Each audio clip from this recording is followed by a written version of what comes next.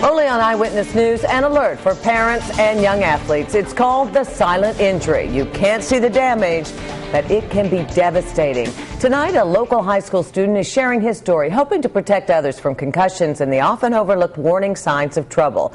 Eyewitness News reporter Neka Nwosu has details only on Eyewitness News tonight.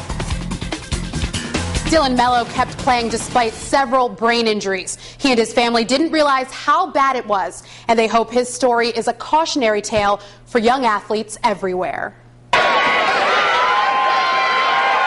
Senior year was supposed to be his season, but instead of scoring goals for Portsmouth High's soccer team, Dylan Mello sits on the bench. Though he looks healthy, Dylan is hurt.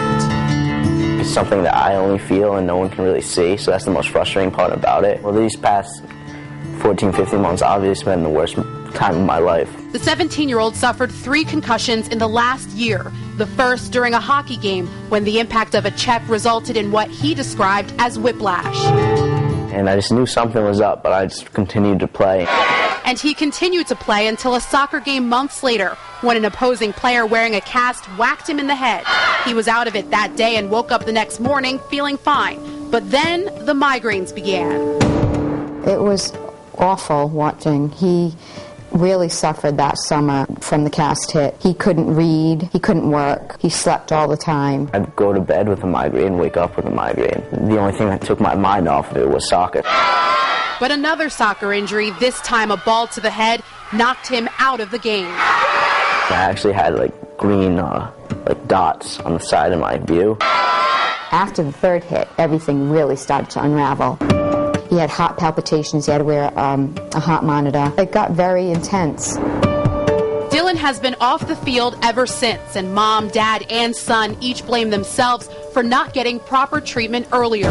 But concussions are hard for even a CAT scan to detect and can be especially harmful on a young brain. Their brain is not fully mature yet, so it takes a lot longer for their brain to recover from the effects of a concussion.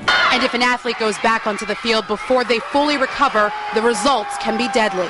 With your first concussion, your brain swells. If you don't let it recover, then with your second concussion, there's no room for the swelling and you can die. Now that he's had time to rest, Dylan is improving and still plans to play college soccer.